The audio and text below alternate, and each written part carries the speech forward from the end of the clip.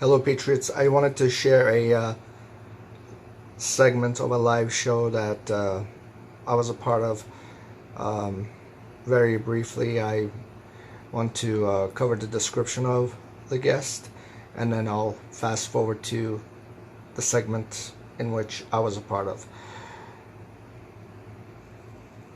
Netherlands. Well, my guest today is retired ambassador to the Netherlands, former congressman and chair of the House Intelligence Committee, Piet Hoekstra. Ambassador Hoekstra, welcome to the Rob Maness Show, sir. Rob, it's an honor to be with you. Looking forward to the discussion. I'm going to fast forward.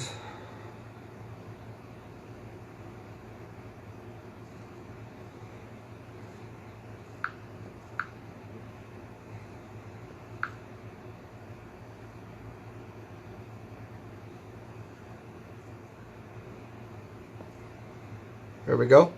Office is down today. Absolutely agree. Well, let's go over to the live audience for a question before we take the next break, Ambassador. Go ahead, Kat and Shell. Who do you got up? AJ's got a question for you guys. Hello, can you guys hear me? Yep. Yes. Thank you, Colonel. Thank you, Kat, for the mic.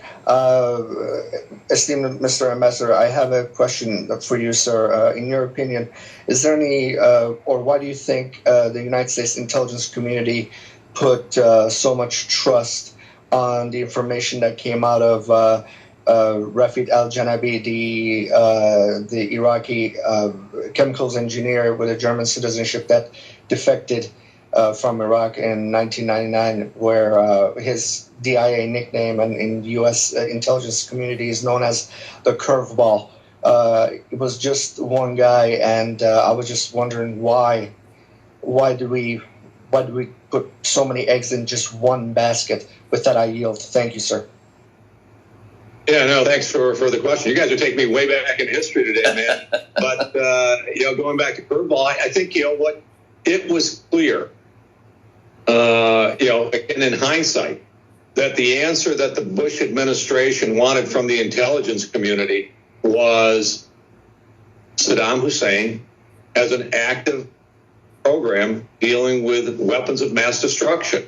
That, it's kind of like one of these things that, okay, here's the answer. The answer is yes, they have a weapons of mass destruction program that threatens the United States. It threatens other folks within the Middle East. It provides enough rationale for us to go to war.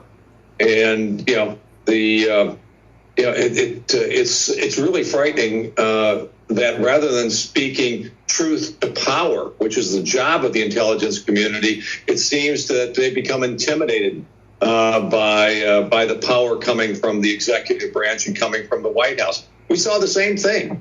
Okay, perhaps when Barack Obama decided to overthrow Gaddafi in Libya. Mm-hmm. I'd met with Gaddafi 3 times between 2003 and 2010. He wasn't the nicest guy, but he was assisting us in taking down radical Islamist networks, providing us with all the information on the shoot down of the Pan Am flight, and also turned over his weapons program, nuclear weapons program, all of those things. And then what did we do? We pulled the rug out because the reporting from, quote unquote, our intelligence community and from the reporting from our European allies was that he was threatening the lives of his civilians, the people of Libya. Not true. And that it was they were in no greater danger at that time than what they were for all of the years that Gaddafi was in power anyway. But our European allies and Obama had the answer. And the answer is Gaddafi needs to go. And we saw how that turned out. It's still a mess. It sure is. It's a big, huge mess, and it's contributing to everything else that's going on. And that's where I'll cease. Forgotten country.